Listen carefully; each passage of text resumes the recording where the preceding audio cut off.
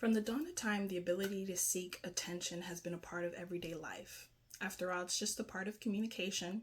Whether we're signaling to the other cavemen that the bear we're hunting is 10 paces south, or we're trying to get our friends' attention from the other side of the classroom, everything seems to be pulling our attention. The billboards, packages, boxes, bags, our phones, computers, tablets, wallets, watches, earphones, glasses. The call for attention seems to be pulling us in every direction nowadays. And not only our attention, but our wallets too. The nickel and diming for everything nowadays, with the, persistent conversations about there's being a lack of third spaces that, aren't paid for. Tell me about the rise of paid social clubs. I mean, this is a bit of a tangent, but I love the increase in social clubs and stuff, and like groups for people to get together about similar interests of theirs, but they're all paid.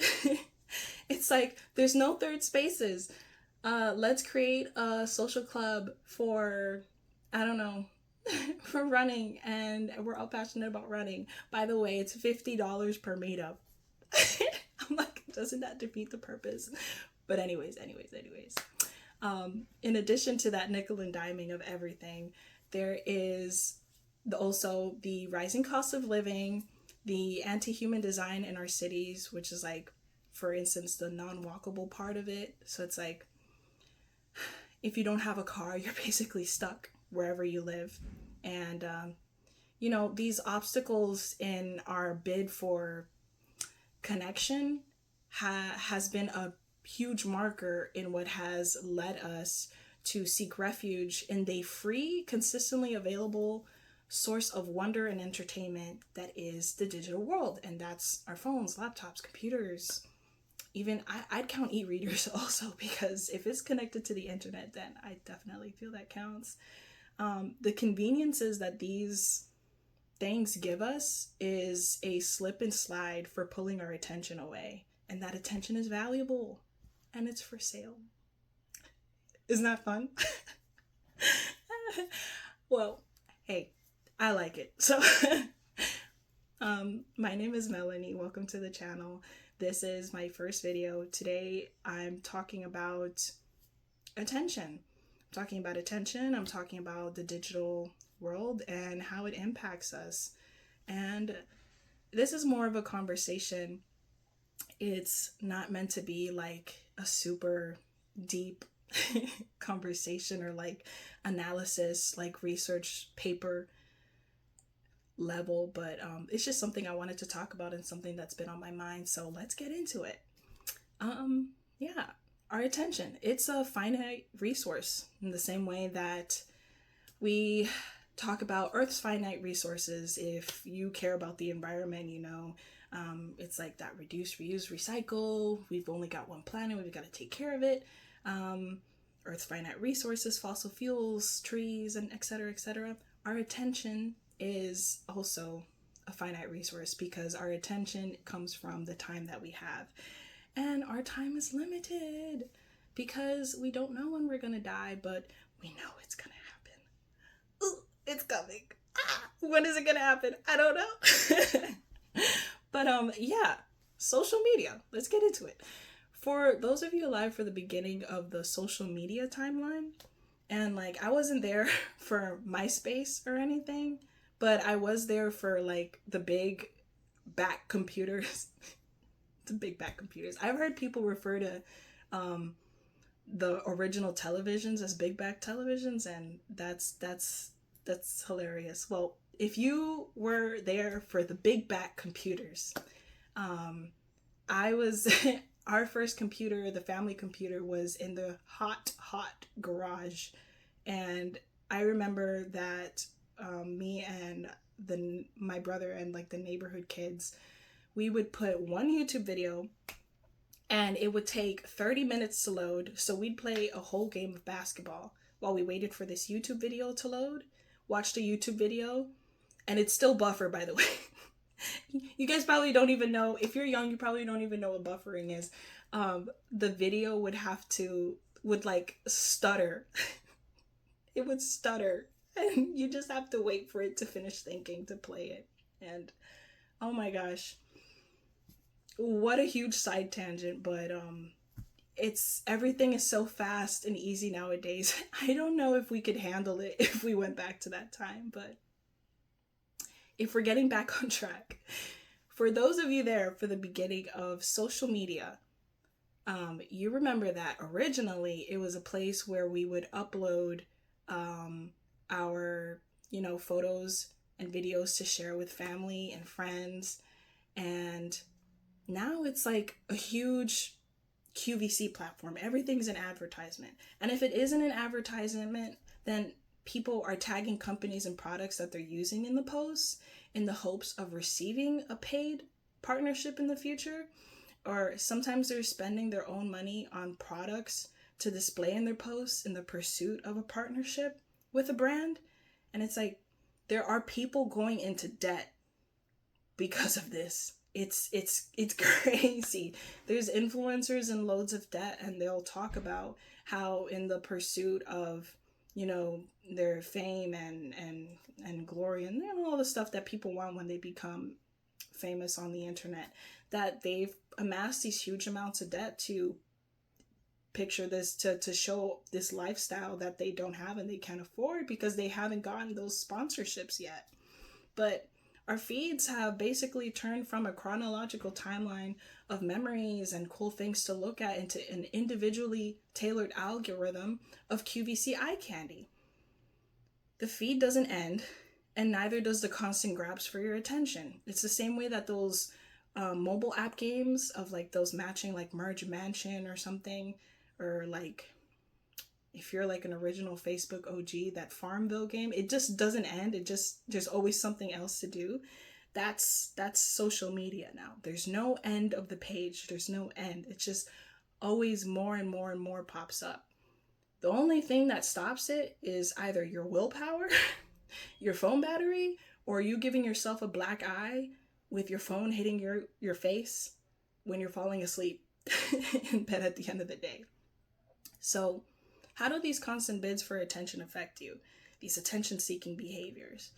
You have a shortened attention span, which affects your day-to-day life, like being unable to sit and enjoy a meal without pulling up a YouTube video, or being able to sit at a stoplight without pulling up Instagram, or going to the bathroom for 2 minutes, like we're meant to, instead of the 35 minutes, because you're on that phone. Increased vulnerability to propaganda, and I'm not just talking about political propaganda, although that's a big part of it. Propaganda, the definition itself is ideas, facts, or allegations that deliberately further one's cause or damage an opposing cause. So it could be like for positive or negative things. So there's religious causes, there's social movements like the environmentalist movement, or just like commercial advertisement, like, oh, #1 pizza in the country. Okay, but like, was there like a contest? How did you get #1 pizza in the country? Like, who told you? Who decided that? But in Spanish, when we're talking about marketing materials, we say propaganda. It's called, I don't know if like that's like the official thing, but at least that's how I've always heard it referred to.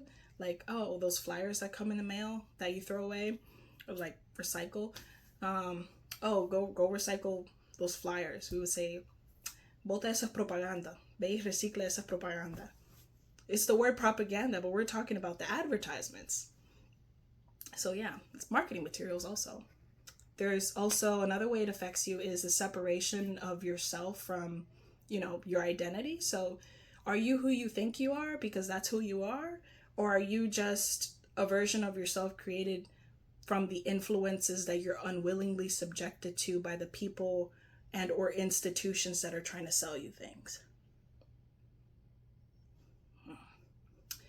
There's also a decrease in fulfillment in the everyday. Like, if you've ever eaten a piece of fruit and a piece of candy, like back to back, you'll notice that the fruit doesn't seem as sweet in comparison to the candy. Well, of course it doesn't, because it's like a corn syrup sugar bomb in comparison to like the natural fruits of the sugar. It's the same thing with the phone. The cheap dopamine that it gives you is like candy. So in comparison, everything else, like, it's still sweet, but it's cheap, it's good, it's delicious. So you're just gonna keep coming back for more. So what can we do? Because nothing is permanent, including the conditions that we find ourselves in. So what can we do about it? Because there's solutions to everything, or at least we can always try. We can always try. So the plot, we got the premise. What's our resolution? Melanie, what do we do? I know it's that dang phone, but it's so colorful and I'm so tired. What do I do? I got you. Let's break this down. What's the situation? Our attention is being incessantly diverted. Why is that a problem? The constant bombardment of information does not allow us to process things, and it chips our ability to be active participants in our own lives. What's the potential solution? We need to reclaim our time and our eyeballs and our brains. And I have several options for you. These are not all the options, of course, but these are the options and ideas that I've got at the moment.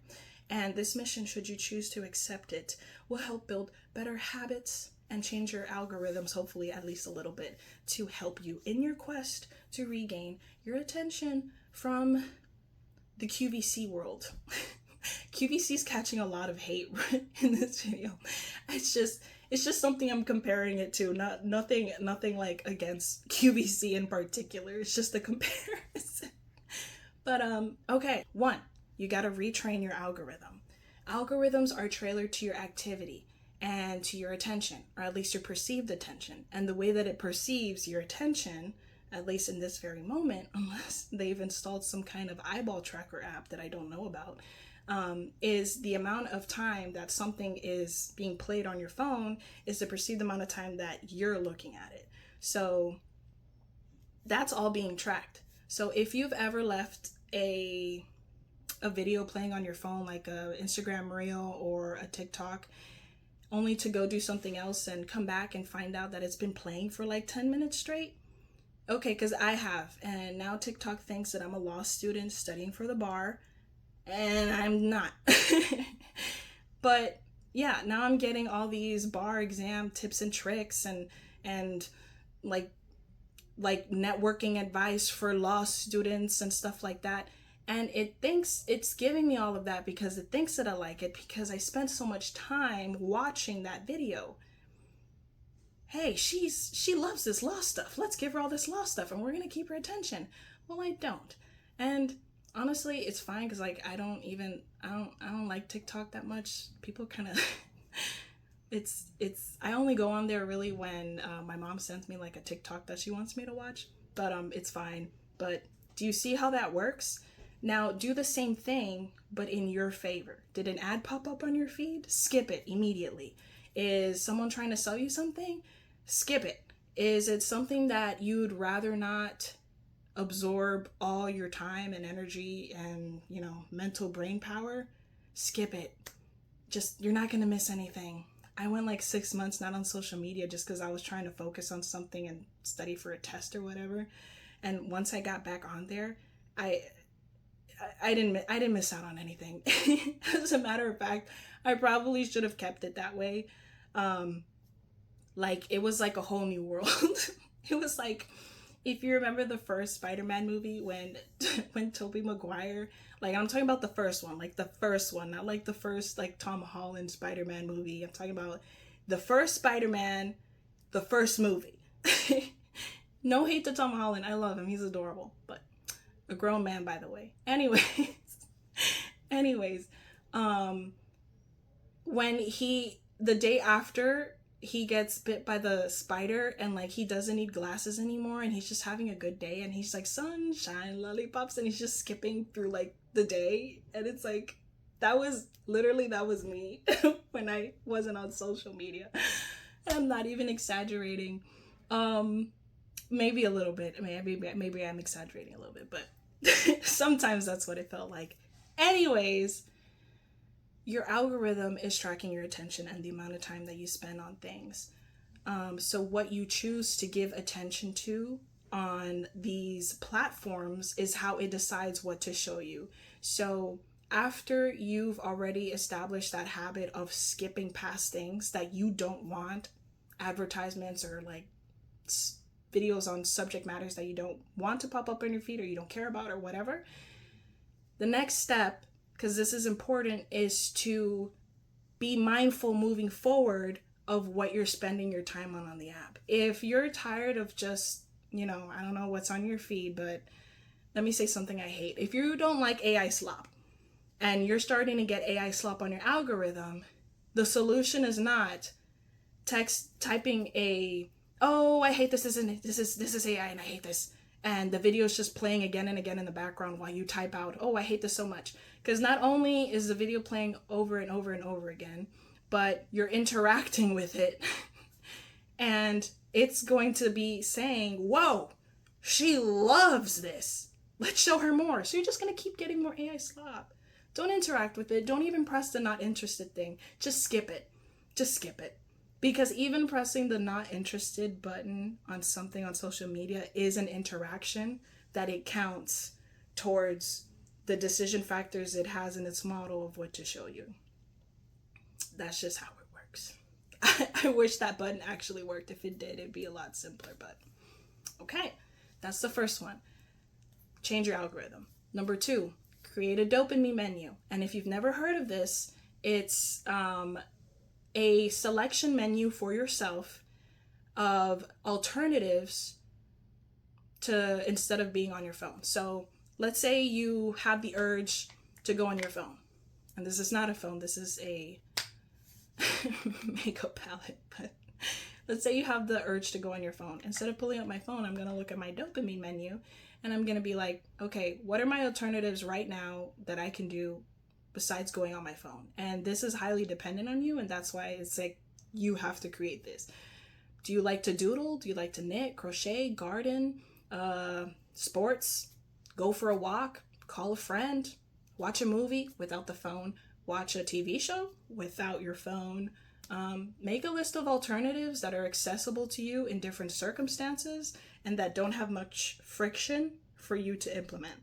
So an example of this would be like, let's say I'm really into wood carving.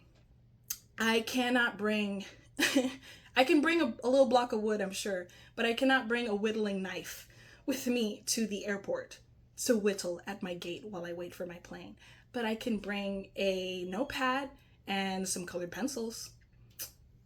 Yeah, so that's an alternative that you can have. Number 3, just go offline. You might have heard of people going analog. And while going analog would actually mean like foregoing like technology, what the people on social media mean when they say go analog is using the actual things instead of the apps on your phone, like a calculator instead of the calculator app on your phone, or a CD player or an iPod Shuffle instead of your Spotify, Apple Music app. Please, just if you need to ask ChatGPT what 2 + 10 is, just pull up the calculator. Like, you know what? I'd rather you use the calculator app on your phone instead of asking ChatGPT what 2 + 10 is. It's wild to me the things that people are using AI for nowadays. It's like, AI didn't exist like 4 years ago. Just like, what were you doing before then? Like, do that. But we're not talking about AI right now. Let's leave that alone. Number 4, find people. Hang out with your family or your friends, or, it could be in person or it can be like online in a community, but the point is that you're interacting with people. Like, even if it's virtual, it's not the same as scrolling on your phone because you're interacting with somebody. Like, you're having conversations, like if you're playing a game together online or something, or if you're on Discord, like having like a virtual friends meetup. Me and my friends do that like once a quarter. Like, those of us who live in like different parts of the country, that definitely counts. Make yourself a social calendar that works within your like life schedule, your work, school, whatever it is you've got going on. It'll give you something to look forward to, something to plan, and something to like enjoy. Just like the same way that you look forward to a vacation and that gives you joy. It's like, oh boy, I can't wait to go on this cruise. I'm thinking about all this fun stuff I'm going to do on this cruise. Having something on your social calendar to look forward to is so much fun. Like, oh boy, I'm going to this concert in 2 weeks. I can't wait. What am I gonna wear? What songs are they gonna play? What are they, you know? So come up with like activities, find your people, talk to people in real life or like live. And these next few are self-explanatory. Go outside, get some sun after you put on some sunblock. Go outside. I won't tell you to touch grass because I'm afraid of bugs, and so I don't just not I won't be touching the grass, but I know people say go touch grass, but I will just say go outside. We can do that much. You could also just do nothing. Number 6, do nothing. And I know you're staring at me like, girl, what? But really, I'm serious. Like, when's the last time you just sat with your thoughts? Like, no outside stimulus accompanying it, no music, no phone, just you. Something to think about. And number 7, go to the library. Oh my gosh. You can go to the library. The library is so cool. There's so many things in there. And the librarians are really cool and smart and they know so many things. So it's like people that you can have conversations with. And like, and you're like, Kelly, but it's the library. We have to be quiet. Like, okay, like you have to be quiet, but you don't have to be 100% silent. You're allowed to talk to the librarian. So like talk to them. They're really cool people and they know a lot of stuff and they have a lot of ideas for you and they're really good at finding resources and information. So like if you wanted to create a dopamine menu or a plan for yourself or like a personal curriculum, which is a topic that I'd like to delve into in another video, they can help you do that. Like the library is just so cool. Get a library card. Right now they have some really cool selections, at least in my library. Like they have special edition library cards and I had lost mine, so I had to get a new one. So I got to have a really cool special edition one. So that's fun. That's neat. So yeah, go to the library. That's number 7. And those are 7 alternatives to try to dodge the entities after your attention in an effort to reclaim your eyeballs and your brain and your mental sanity. So you can call me Melanie. Those have been my notes. Let me know your thoughts on the world's attention-seeking behaviors and what you're doing to get your eyeballs back. And if there's any topics that you'd like for me to explore or go into further depth that I mentioned somewhere along the video, let me know in the comments. Side tangent, do you know those clicky clacky noise that they put in these reels and TikToks where it's like, it sounds like someone's typing on a keyboard and then the letters are popping up on the screen? That's so like, I know it's like to keep your attention and it's like to make the video engaging along with like those series of like 25 2-second clips, especially the day in the life people. And I know it's meant to be engaging and I know there's no malintent, but it makes me feel like I'm a dog that they're trying to train to like, hey, keep watching. And I'm like, oh wow, I hate that so much. But it's effective and it works, so I understand why people do it, but that's just something that popped up into my head just now. But yeah, I hope you enjoyed the video. Come back for more.